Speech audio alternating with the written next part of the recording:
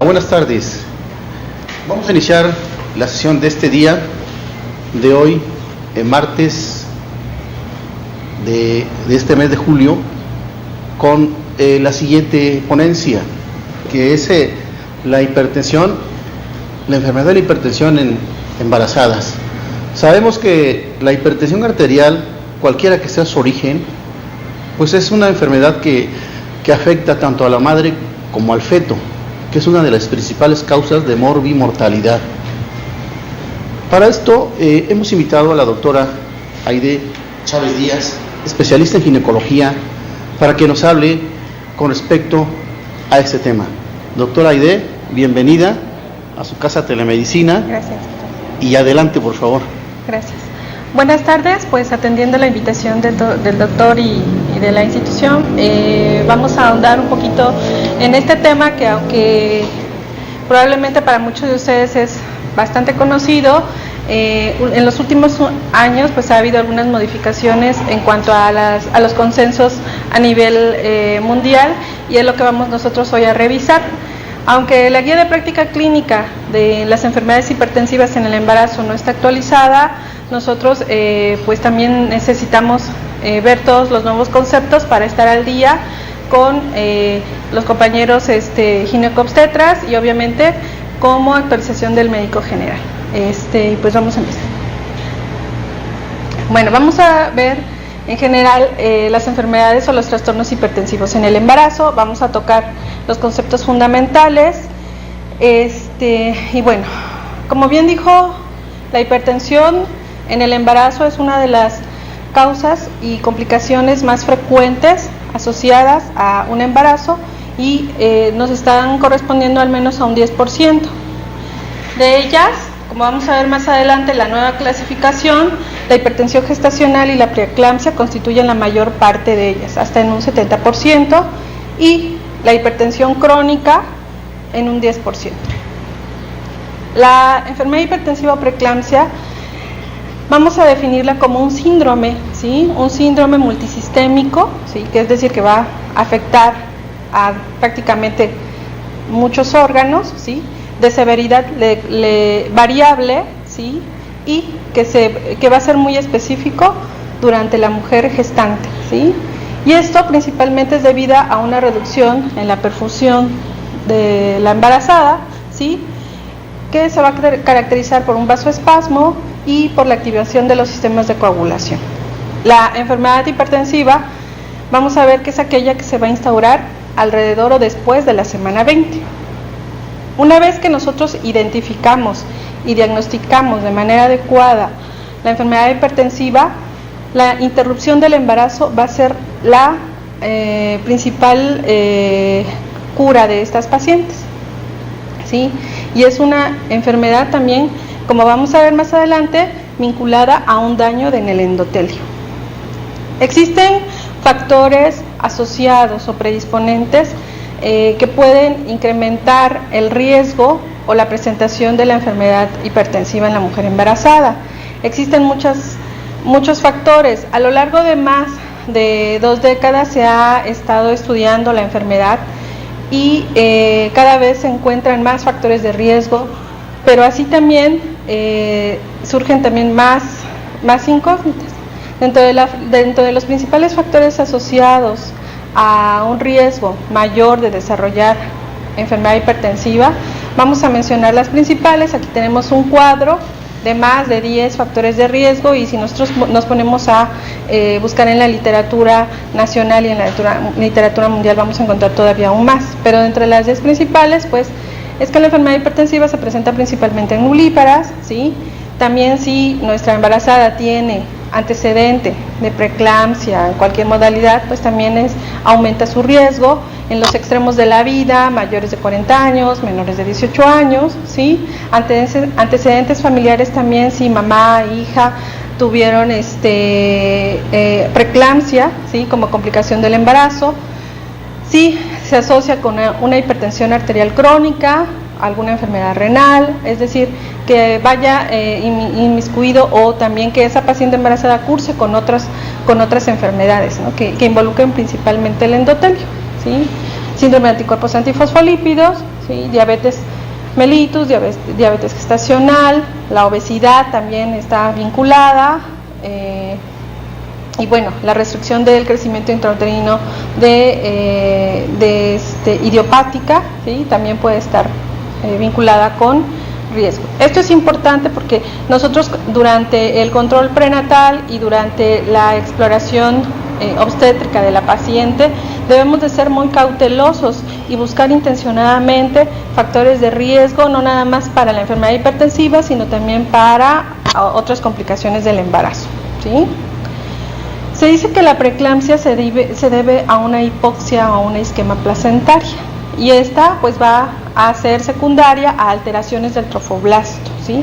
La cual es una enfermedad que se va agravando conforme va progresando el embarazo. Si es una enfermedad que se instaura en etapas gestacionales tempranas, se dice que el pronóstico de ese embarazo o que la evolución a un estado grave pues es mayor, ¿sí? Incluso se dice que hay una clasificación que nos dice de la preeclampsia temprana o la preeclampsia tardía, y de ahí establecemos nosotros el pronóstico de ese embarazo, de ese feto, ¿sí? Y de las complicaciones que pueda traer consigo, ¿sí? Y se va a presentar a partir de después de las 20 semanas de gestación. Entonces, haciendo un poquito a hondo del concepto anterior, decimos que en la preeclampsia hay un daño endotelial, ¿sí? Hay una deficiencia, hay una alteración en la infiltración del trofoblasto a nivel de lo que son las paredes de las arterias espirales, ¿sí? Que se provoca algo que se llama una aterosis aguda durante la placentación. ¿Y qué quiere decir? Bueno, que hay un daño endotelial donde a nivel de estas arterias espirales se van a agregar plaquetas, se van a agregar lipófagos o células espumosas, se van a agregar concentrados de fibrina, ¿sí? Y van a provocar esa aterosis. Esto, como consecuencia, nos va a dar el daño endotelial, se van a activar muchos factores, ¿sí?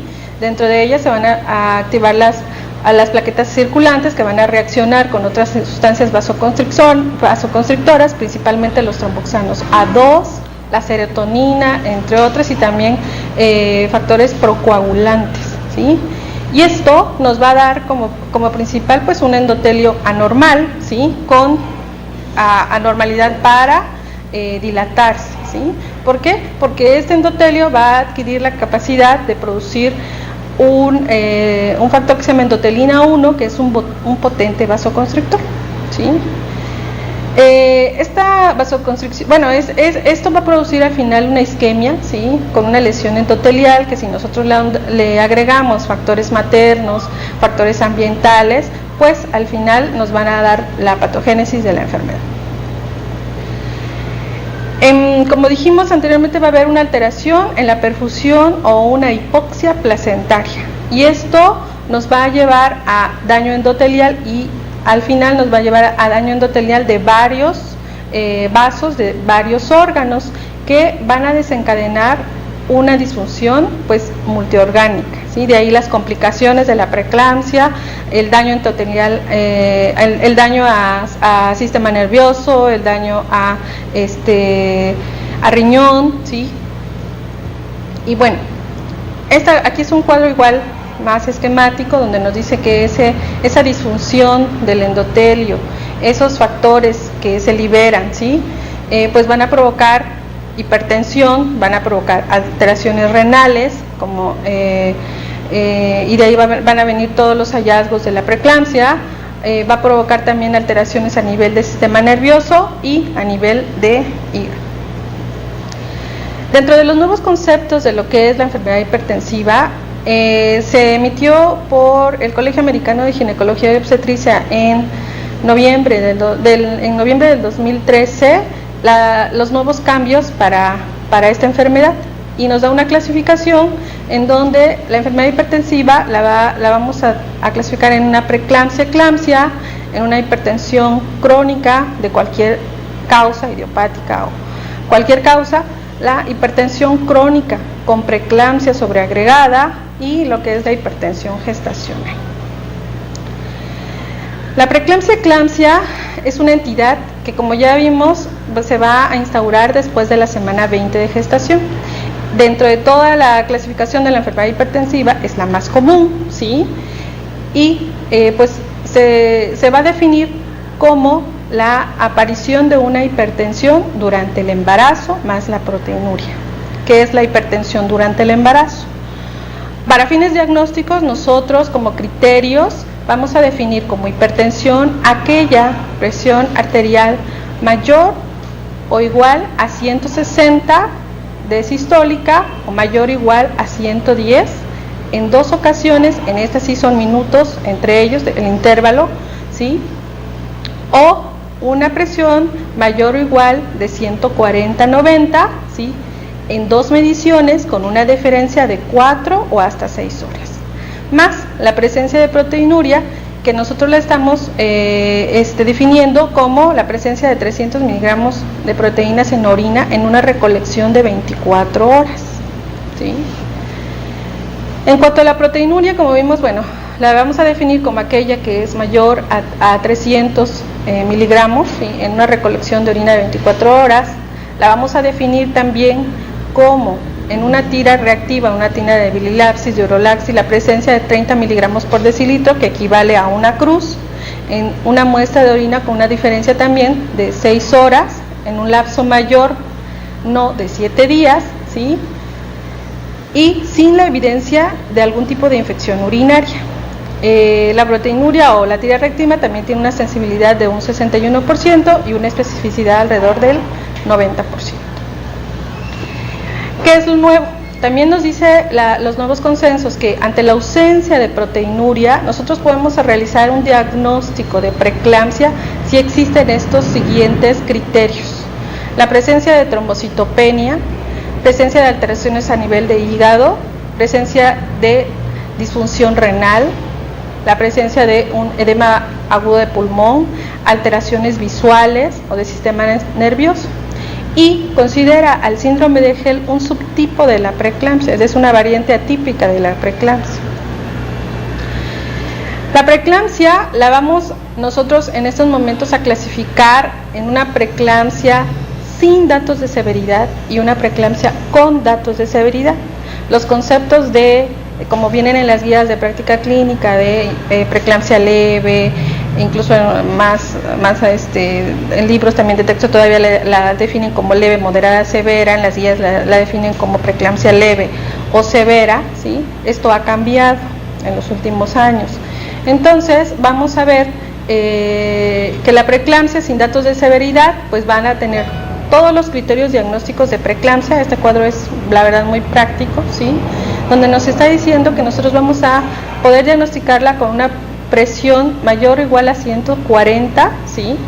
Sistólica, o una presión diastólica mayor o igual a 90 en 2 ocasiones, con por lo menos con 4 horas de diferencia después de la semana 20, ¿sí? En una paciente normotensa, ¿sí? Confirmada normotensa. O una presión arterial sistólica mayor o igual de 160 o diastólica mayor o igual a 110, ¿sí?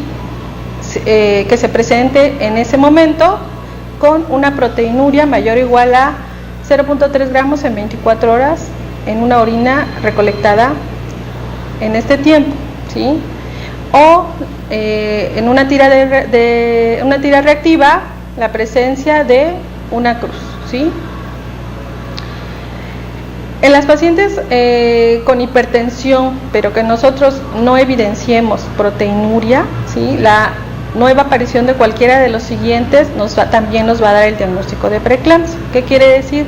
Que antes se decía que la preeclampsia esa era aquella que era hipertensión más proteinuria. Actualmente nos dice que si nosotros no evidenciamos proteinuria, pero si tiene estos criterios, va a ser una preeclampsia. Un recuento de plaquetas menor de 100.000, ¿sí? Una creatinina sérica mayor de 1.1 o que se duplique, ¿sí? En ausencia de algún tipo de enfermedad renal, alteraciones de las transaminasas, ¿sí? Edema agudo de pulmón o síntomas cerebrales o visuales, lo que llamamos nosotros síntomas de vasoespasmo, ¿sí? ¿Y qué es la preeclampsia con datos de severidad? Entonces, la preeclampsia con datos de severidad es cuando ya hay alteraciones a nivel de órgano, ¿sí? Y aquí viene un cuadro donde nos está diciendo cuáles son los criterios, ¿sí? Para pensar en esta entidad, ¿sí? La presencia de síntomas de vasoespasmo, como sabemos, fotofobias, escotoma, ceguera, vasoespasmo retiniano, cefalea, ¿sí? Alteraciones del estado de conciencia, alteraciones ya a nivel hepático, hepatalgia, ¿sí? Elevación de la presión arterial, nosotros le llamamos severa, cuando es mayor de 160 y mayor de 110 como diastólica en 2 ocasiones, con 4 horas de diferencia, ¿sí? Una trombocitopenia menor de 100.000, ¿sí? O anormalidades ya a nivel renal, ¿sí? Una creatinina sérica mayor de 1.1 o un edema al pulmón. La eclampsia, pues, va a ser aquella donde se van a agregar convulsiones, ¿sí? Eso es lo que tenemos y eso prácticamente no ha cambiado, y en ocasiones es precedida por algunos síntomas, cefalea severa, algunos datos de hiperreflexia, ¿sí? Pero pueden o no presentarse. Se dice que el ácido úrico es un marcador pronóstico, entonces también tiene cierta relevancia en cuanto a los hallazgos de laboratorio y los exámenes de laboratorio que le vayamos a hacer a la paciente con enfermedad hipertensiva. La hipertensión gestacional, pues va a ser aquella igual que se va a instaurar después de las 20 semanas de gestación, ¿sí? O en las primeras horas de posparto, sin proteinuria ni ningún otro dato de preeclampsia, ¿sí? Con unos estándares de cifras tensionales, con una sistólica mayor de 140 o una diastólica mayor de 90. Generalmente en estas pacientes la presión arterial revierte, ¿sí? En el posparto, y de un 15 al 25% puede evolucionar una preeclampsia, puede evolucionar un síndrome de HELLP o puede evolucionar a una eclampsia. La hipertensión arterial crónica, pues va a ser aquella donde la paciente ya es conocida de que es portadora de hipertensión previo a su embarazo, ¿sí? La que se diagnostica en las primeras 20 semanas de gestación, ¿sí? Y esta va a ocurrir alrededor del 1 al 5% de los embarazos. La hipertensión arterial crónica con preeclampsia sobreagregada, ¿sí? Es una entidad muy frecuente. La preeclampsia en estas pacientes puede presentarse 4 o 5 veces más, ¿sí? El pronóstico obviamente va a ser pues peor para el binomio, ¿sí? Y también la podemos definir como una preeclampsia sobreagregada sin datos de severidad y una preeclampsia con datos de severidad, ¿sí? Esto es porque es importante, porque la enfermedad hipertensiva en cualquiera de sus variantes va a evolucionar. Es un cuadro que al instaurarse no es benigno, evoluciona como cualquier historia natural de la enfermedad y puede llegar a ser causa de muerte materna. ¿Por qué? Porque puede dar, dentro de las complicaciones, pues nos puede dar una hemorragia cerebral, un síndrome de HELLP hasta en un 12%, una coagulopatía intravascular diseminada en un 10%, puede culminar en un edema agudo de pulmón de 2 al 5%, alteraciones en el mismo embarazo como un desprendimiento de placenta normoinserta y la eclampsia, ¿sí?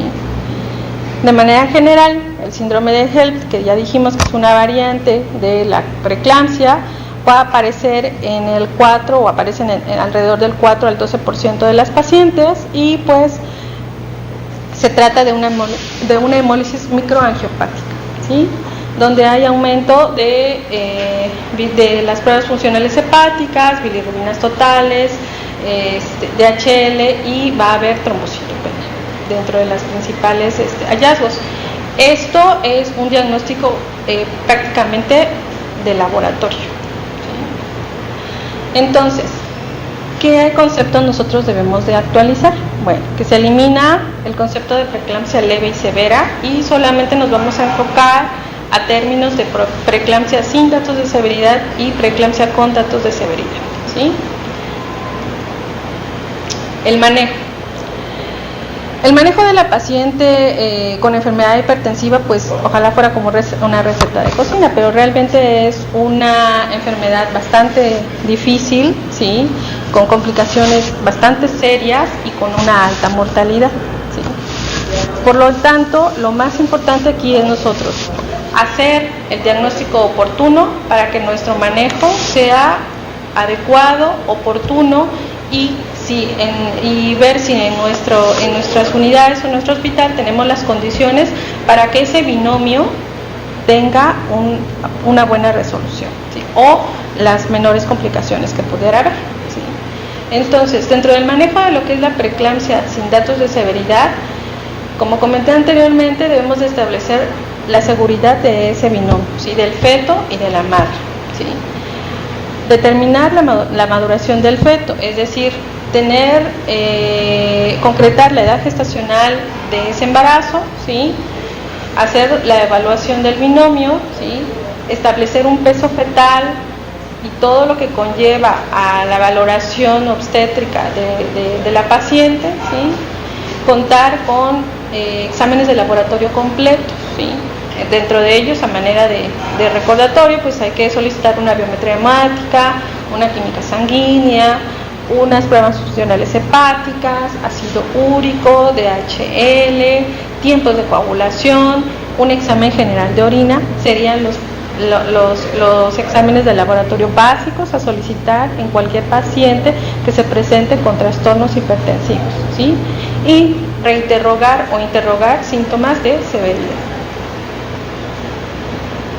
En estas pacientes, y dependiendo también de la edad de gestación, cuando son situaciones no tan severas, pues generalmente esperamos a que se resuelvan a las 37 semanas. Hay que descartar cualquier complicación de esta, ¿sí?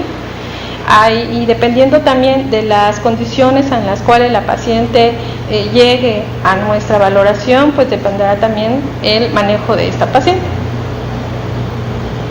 ¿sí? Se dice que las mujeres con hipertensión gestacional sin datos de severidad o preeclampsia sin datos de severidad no se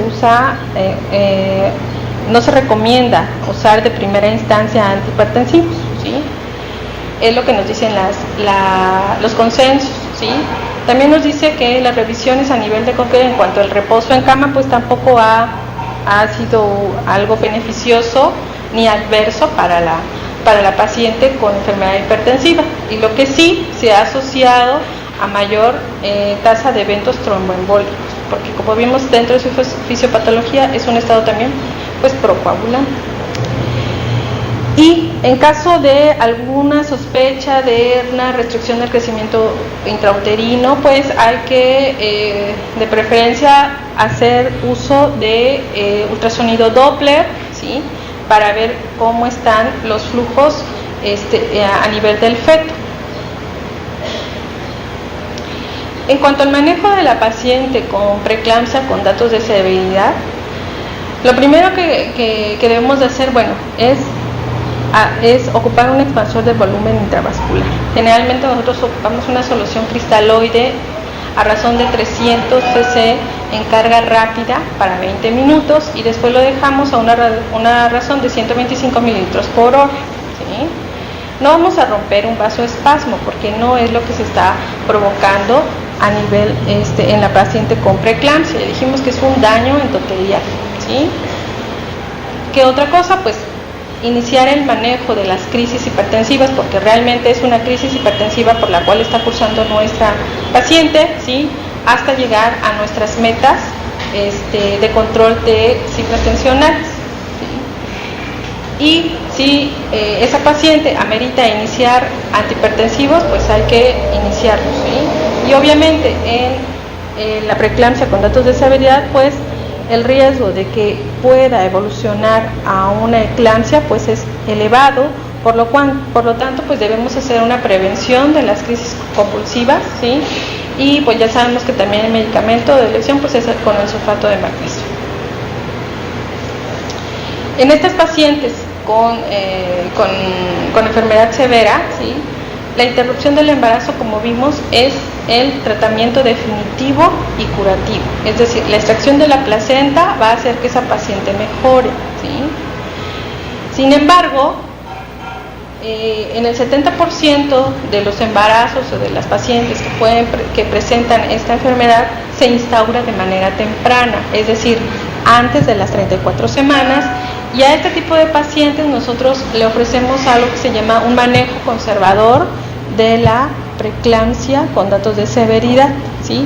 ¿Y cuál va a ser el objetivo de este manejo? Bueno, dar las condiciones adecuadas o mejores para que ese feto al extraerse pues pueda tener una evolución pues lo mejor posible. Ese es el objetivo del manejo conservador.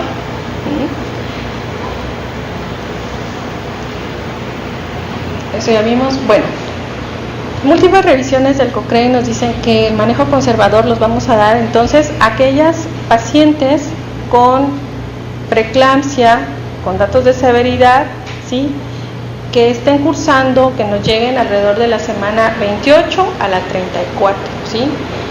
A esas pacientes les vamos a dar manejo conservador, pero siempre y cuando cumplan otros criterios para este tratamiento, ¿sí? ¿En qué consiste el manejo conservador?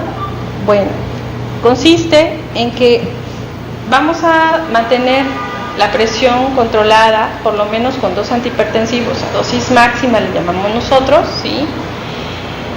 Se le van a dar también a esa embarazada con un producto pretérmino, ¿sí?, que no tenga datos de severidad, que no tenga datos de epigastralgia, que las plaquetas estén o sean mayores de 100.000, ¿sí?, que tenga una buena función renal, una buena uresis mayor de 500 cc en 24 horas, ¿sí?, que no tenga falla renal, ¿sí?, una creatinina menor de 1.5, ¿sí?, que no haya ningún dato de severidad.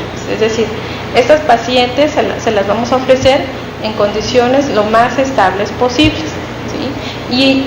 Y eso va a servir para iniciar los inductores de madurez pulmonar a ese feto, ¿sí?, si se puede dar la latencia, y si no, terminando los inductores de madurez pulmonar, interrumpir el embarazo. Hay que hacerle otras pruebas también, dentro de ellas existen el perfil biofísico, no debe tener oligohidramnios, es decir, líquido normal, ¿sí?, y si se pudiera hacerle su flujometría Doppler, ¿no? Generalmente estos manejos van encaminados a tercer nivel, ¿sí?, a hospitales de tercer nivel, donde le podamos nosotros ofrecer a esta embarazada y al feto pues todo el manejo para que la resolución pues obviamente sea satisfactoria, ¿sí?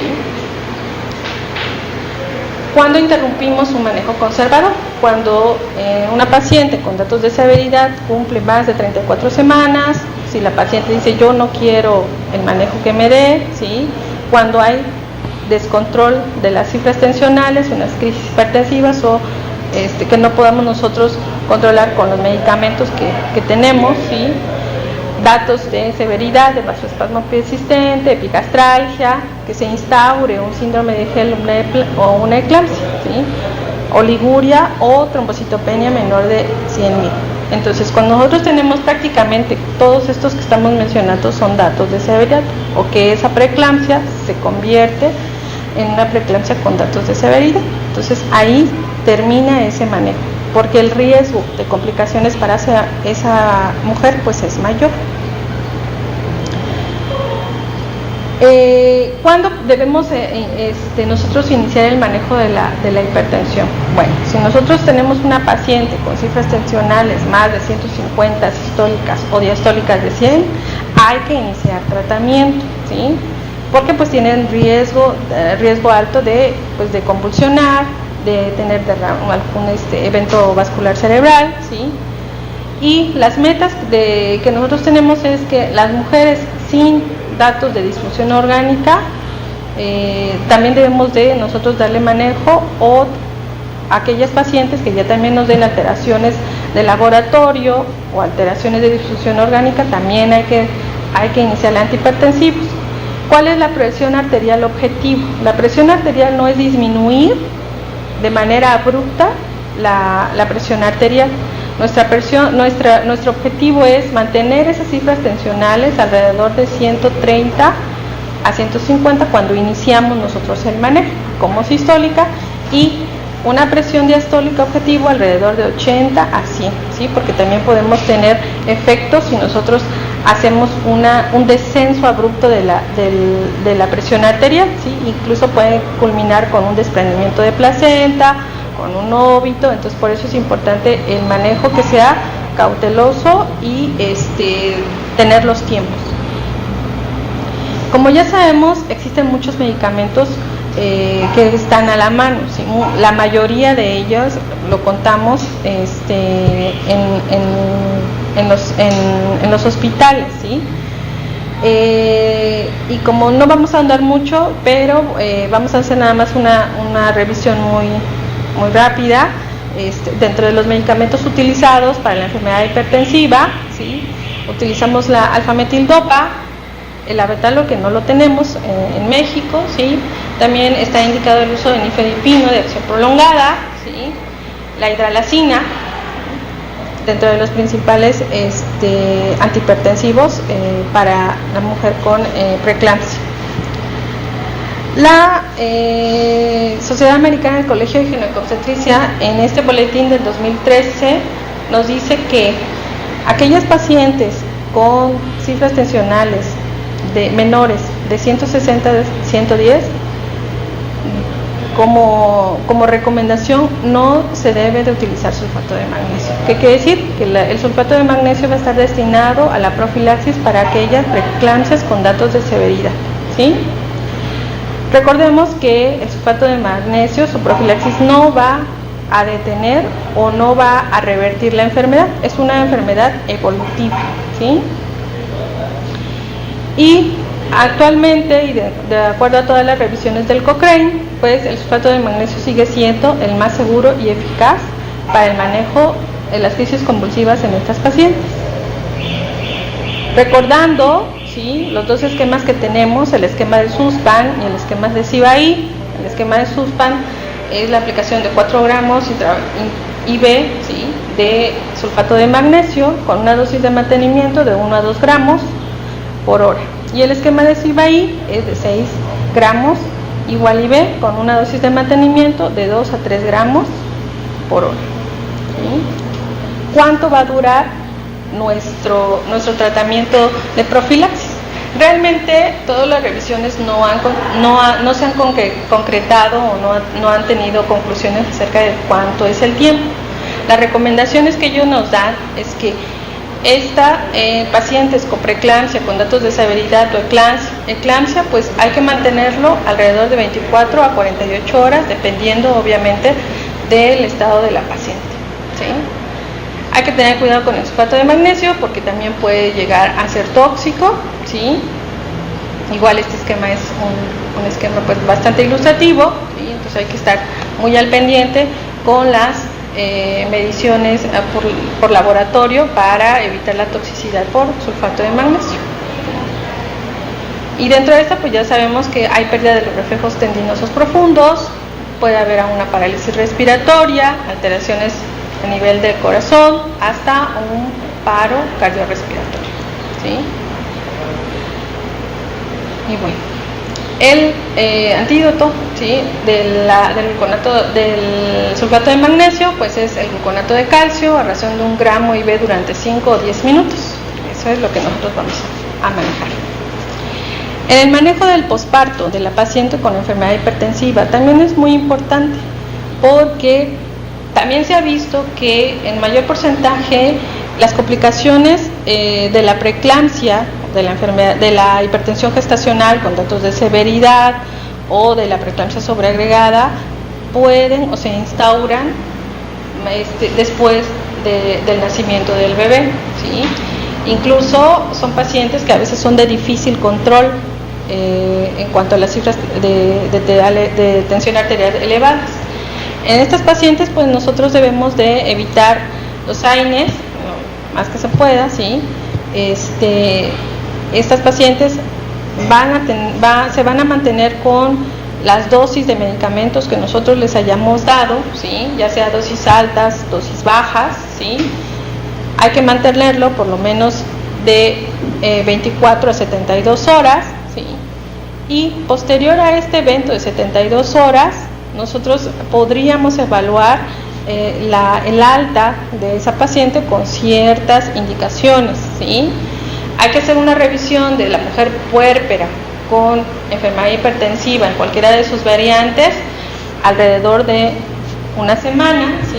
Donde ella se tiene que monitorizar la presión arterial, ¿sí? Y dependiendo de eso nosotros podemos hacer reajustes al tratamiento de antihipertensivos que pueda tener la paciente, ¿sí? Porque hay que recordar que existe un porcentaje de pacientes que durante el embarazo cursaron con preeclampsia que pueden terminar como pacientes hipertensas. Entonces, por eso es importante la valoración de estas pacientes después del puerperio, ¿sí? Y bueno, dentro de también las revisiones que se ha visto, pues hay muchas medidas de prevención, ¿no? Ya se han tratado de buscar como la medicina o todos los factores que puedan disminuir la presencia de la enfermedad hipertensiva, pero realmente hasta ahorita se ha visto que el dar dosis bajas de aspirina a las pacientes con riesgo, ¿sí? En las pacientes con riesgo puede disminuir que la enfermedad pueda llegar a ser tan severa o a tener complicaciones tan graves, ¿sí? Y esto a partir de las 16 semanas, pero generalmente son a pacientes con riesgo, ¿no? Y bueno, pues esto es lo que queríamos comentar acerca de la enfermedad hipertensiva, ¿sí? Muchos saben del manejo, muchos saben del diagnóstico, pero pues sí ha habido en estos años algunos cambios que es importante que nosotros pues los tengamos en mente para poder hacer los diagnósticos oportunos y evitar las complicaciones en la mujer obstétrica. Muy bien, doctora. Pues doctora, muchas gracias por haber estado con nosotros con este tema que ya teníamos ya agendado y que también aunque ya se haya visto algunas veces, pero siempre vale la pena estar al día con estos temas que son tan importantes en la morbimortalidad de las embarazadas. Le agradezco su participación en este día, doctora, y próximamente pues, la comprometemos para que sigamos aquí en telemedicina, para nuestra red de telemedicina Oaxaca, para los hospitales básicos comunitarios que nos acompañan y también para las personas que nos siguen vía streaming. Muchas gracias, doctora. Muchas gracias, doctor. Nos veremos la próxima. Gracias al personal médico que nos ha visto y nos ha oído de los hospitales de Chalcatongo y Temazcal por haber estado con nosotros. Nos veremos la próxima. Hasta luego.